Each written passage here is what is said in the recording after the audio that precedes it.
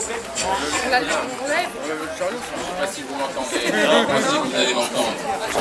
Alors, j'avais pas prévu de faire un discours, mais simplement avec mes collègues Éric Delay et Dominique Valissan d'être présents pour ce rassemblement, premier rassemblement du groupe du CQ Habiter Élan.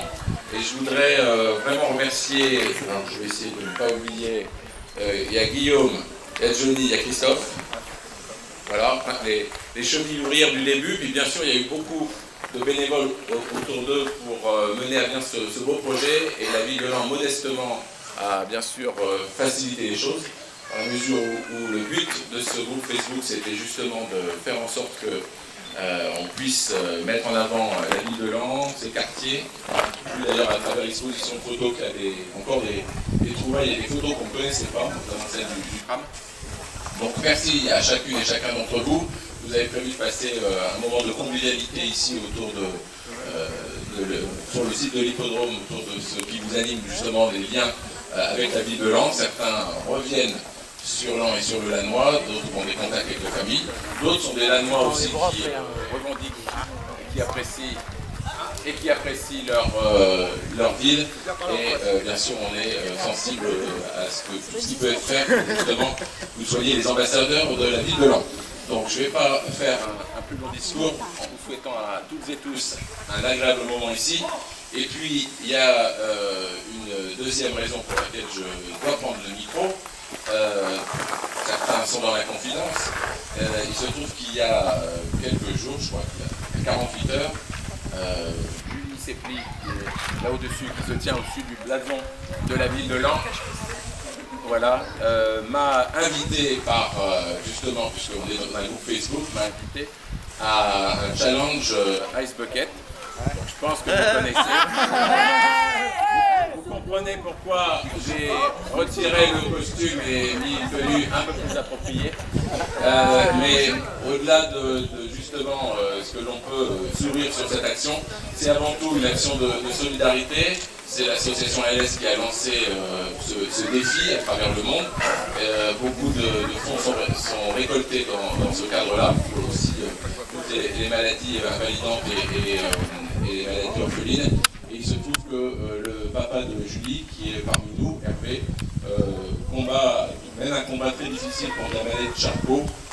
Et à l'invitation de Julie, j'ai bien sûr accepté de relever ce très beau défi, ce challenge, avec tous les amis qui entourent Hervé, l'association qui a été créée, et puis bien sûr avec la LS. Donc je vous invite les uns les autres, en fonction de vos possibilités à bien sûr donner pour que la recherche médicale puisse avancer, pour faire reculer toutes ces maladies. Alors, dans le challenge Act Bucket, vous savez comment ça se termine. Oui. Mais, donc il y a quelqu'un qui m'a lancé le défi, et si j'ai bien regardé toutes les autres vidéos, il faut désigner 3 personnes. Alors je pense qu'il vaut mieux le faire avant, quand le micro n'est pas encore trop humide. Et donc, en acceptant ce challenge, je montre que je suis un sénateur qui sait se mouiller. Alors je voudrais inviter 3 personnes. En premier lieu, je voudrais savoir si, par exemple, le député Dosière, parce qu'on a un sénateur, ça serait bien que le député Dosière, qui aime bien les médias, je pense qu'il relèvera le défi du challenge Ice Bucket.